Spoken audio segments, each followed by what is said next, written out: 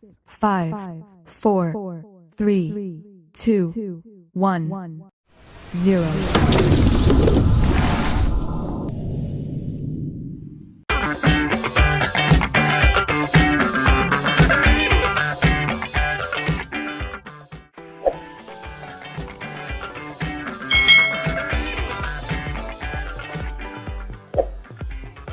Hai.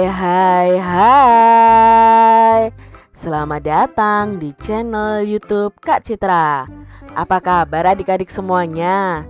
Kak Citra berharap kalian dalam keadaan yang baik, sehat, dan siap untuk belajar ya. Hari ini kita akan belajar bersama-sama untuk mata pelajaran tematik kelas 3. Kita belajar di tema 4, kewajiban dan hakku, subtema 3, kewajiban dan hakku dalam bertetangga, pembelajaran yang ke-6. Mari adik-adik kita belajar dengan penuh semangat ya. Adik-adik perhatikan gambar berikut ini. Ada sebuah poster bertuliskan waspada demam berdarah. Untuk itu lakukan 3M. Wabah demam berdarah. Nah, di sini ada bacaan ya adik-adik yang berjudul wabah demam berdarah. Ayah Dayu terserang demam berdarah.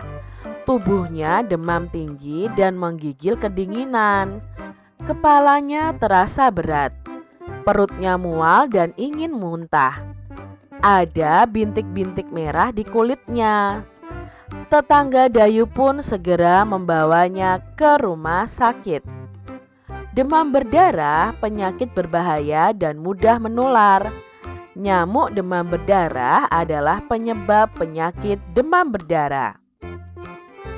Seluruh warga membersihkan lingkungan. Mereka membersihkan lingkungan untuk memberantas sarang nyamuk demam berdarah. Seluruh warga bekerja dengan bergotong royong. Mereka melakukan 3M, yaitu menguras, menutup, dan mengubur. Mereka juga melakukan pengasapan.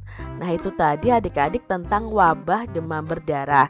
Jadi penyakit demam berdarah itu disebabkan oleh gigitan nyamuk adik-adik. Nyamuk itu paling suka di tempat yang ada genangan airnya. Mereka akan bertelur di situ adik-adik, dan mereka akan berkembang biak. Lalu mereka akan ke rumah-rumah ya adik-adik ya, lalu menggigit kita. Nah, itu biasanya kalau kita kena demam berdarah itu berbahaya adik-adik karena bisa menyebabkan kematian. Nah, salah satu solusi atau penyelesaian masalahnya itu dengan melakukan 3M, yaitu menguras, menutup, dan mengubur. Nah, selain itu juga dilakukan pengasapan atau fogging namanya adik-adik. Nah, dari bacaan tadi ada beberapa pertanyaan yang akan kita jawab adik-adik. Apa masalah yang ada pada teks? Nah, masalah yang ada pada teks adalah Ayah Dayu itu terserang demam berdarah. Nah, lalu apa yang dilakukan warga untuk mengatasinya?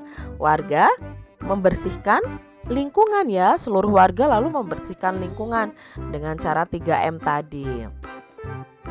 Apa yang dimaksud dengan menguras adik-adik? Nah, dalam bacaan tadi ada kata menguras ya, 3M salah satunya menguras. Menguras di sini artinya mengeluarkan air dari wadahnya. Misalnya menguras bak mandi.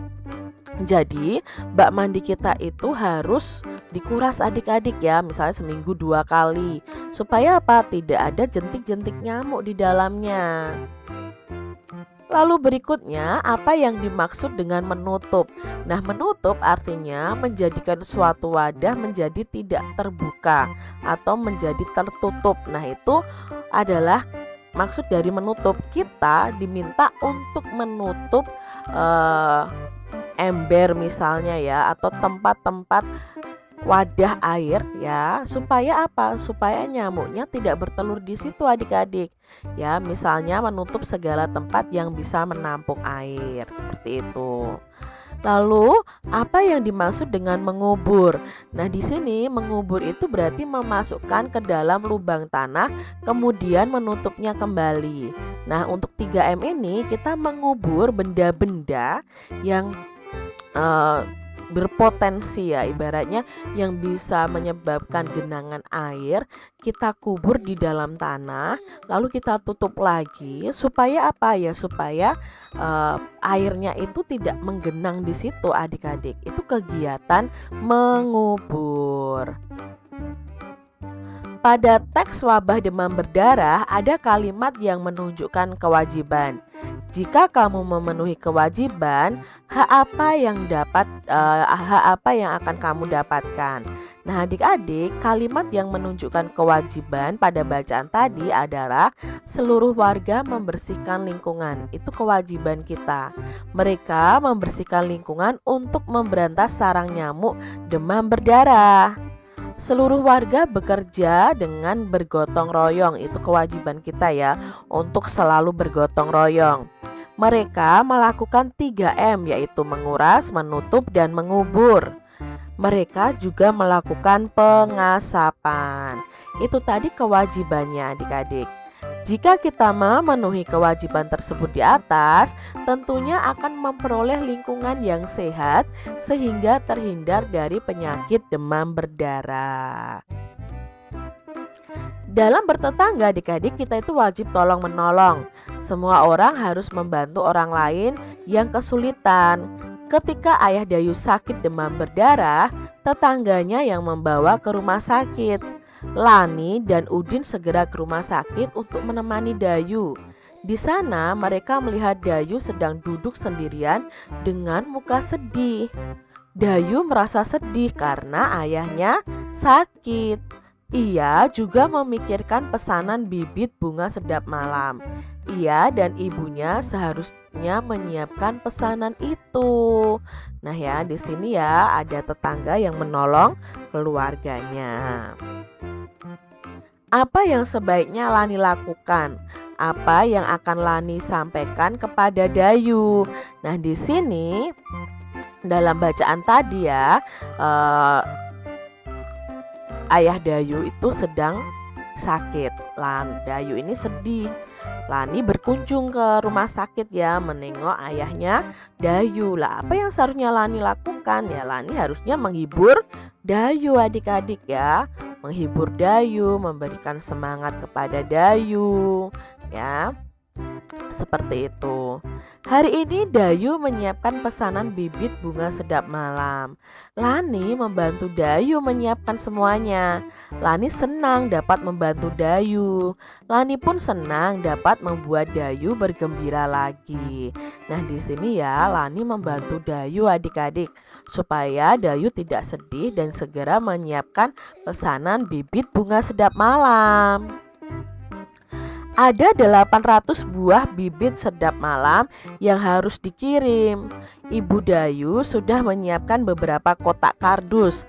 Setiap kotak kardus itu berisi bunga sedap malam yang sama. Berapa banyak kardus yang dibutuhkan dan berapa banyak bibit dalam setiap kardus. Nah, kita akan mencari kemungkinannya. Tadi ada 800 bibit sedap malam. Di sini misalnya ya, kardusnya yang dibutuhkan ada 8. Maka setiap kardus itu berisi berapa banyak bibit bunga sedap malam. Berarti caranya adik-adik kita cari dengan 800 dibagi 8 ya. 8 dibagi 8 sama dengan 1. 1 dikali 8 sama dengan 8.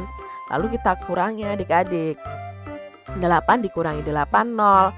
Nah, di sini karena ada 02 tidak perlu kita tarik ke bawah ya, 0 bagi 8 dan seterusnya, tapi cukup kita tuliskan di belakangnya sini ada 02. Berarti ketemu nih adik-adik hasilnya 100. Kita tuliskan di sini. Berarti banyak bibitnya dalam setiap kardus itu ada 100 bibit. 8 dikali 100 itu sama dengan 800. Nah, kita cari kemungkinan yang lain lagi adik-adik.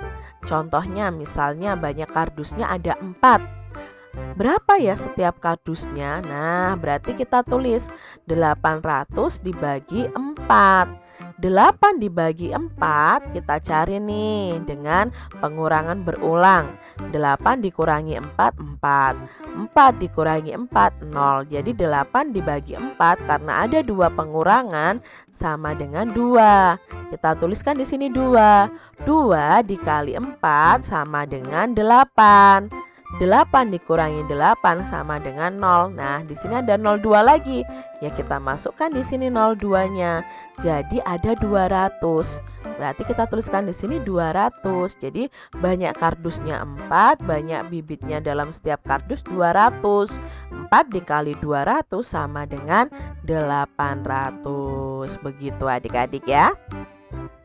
Demikian tadi adik-adik pembahasan kita di tema 4, subtema 3, pembelajaran yang ke-6. Nah, semoga video pembelajaran ini bermanfaat untuk adik-adik semuanya.